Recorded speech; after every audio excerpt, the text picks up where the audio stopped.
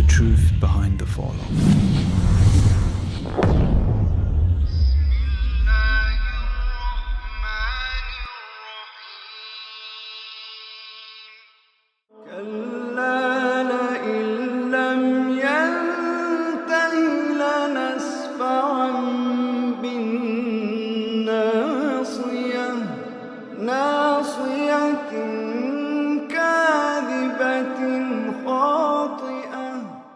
Regarding this verse, scholars have mentioned that the meaning is, we will seize Abu Jahl by his forelock and drag him into hell on the day of resurrection. Allah subhanahu wa ta'ala describes the forelock of Abu Jahl as lying and sinful.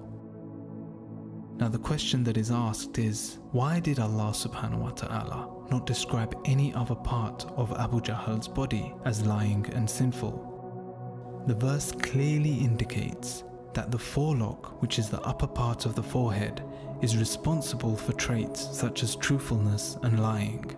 For many years, they didn't know what this part of the brain did.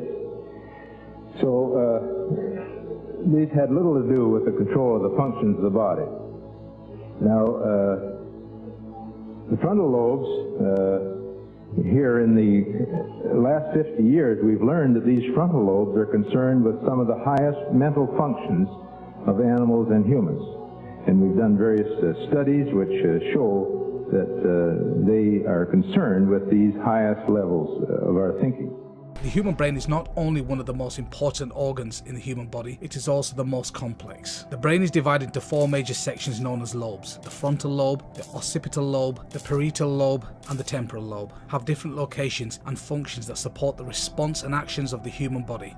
The frontal lobe has many functions, most which center on regulating social behavior. The function of the frontal lobe involves the ability to recognize future consequences resulting from current actions, the choice between good and bad actions, or better and best, the override and suppression of socially unacceptable responses, and the determination of similarities and differences between things or events. When someone lies, brain cells in the prefrontal cortex, the planning executive of the brain, works harder than when we tell the truth. Pathological liars have shown to have more white wiring matter and less grey matter in the prefrontal cortex of the brain than other people.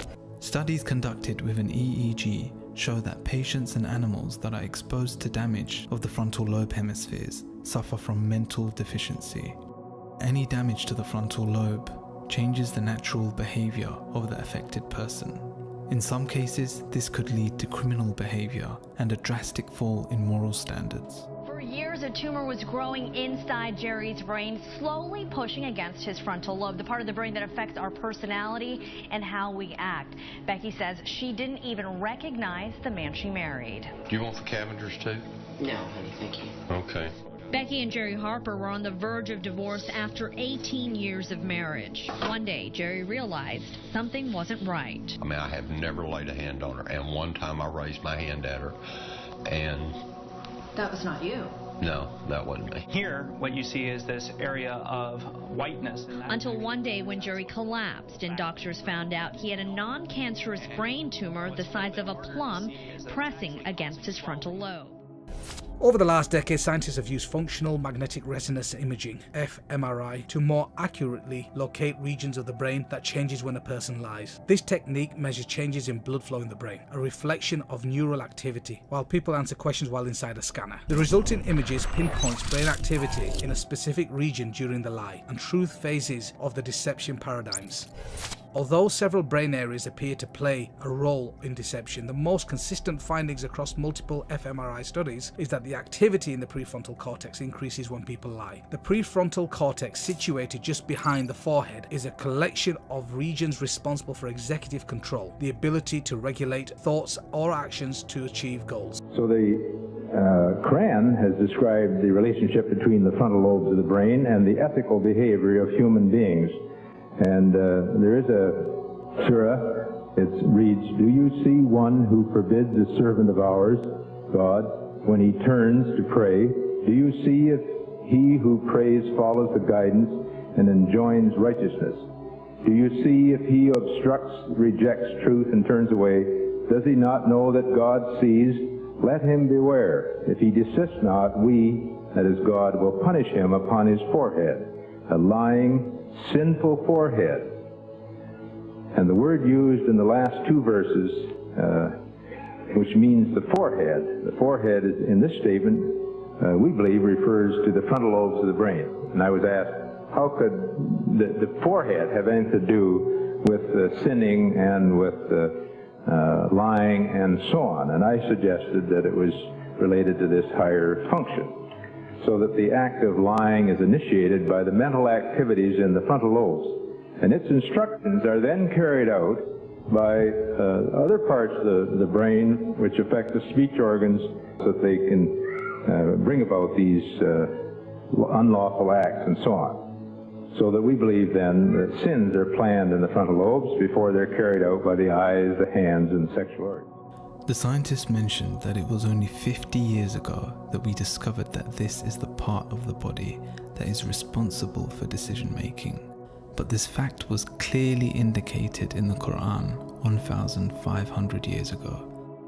Only those who deny the truth can deny the fact that the Quran is indeed the word of God, the Creator. God orders Muslims to perform sujud, that is, place your foreheads on the ground, as stated in the continuance of the Quranic verses.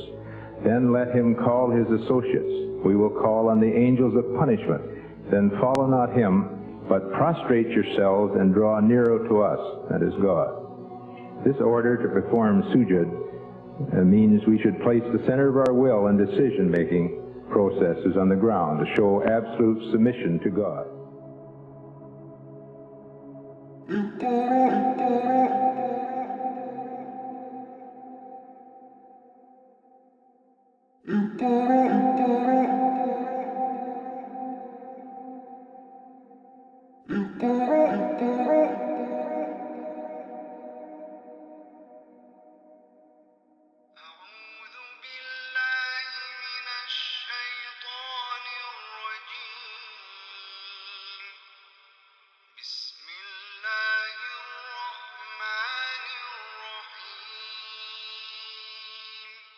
اقرأ باسم ربك الذي خلق خلق الإنسان من علق اقرأ وربك الأكرم الذي علم بالقلم علم الإنسان ما لم يعلم كلا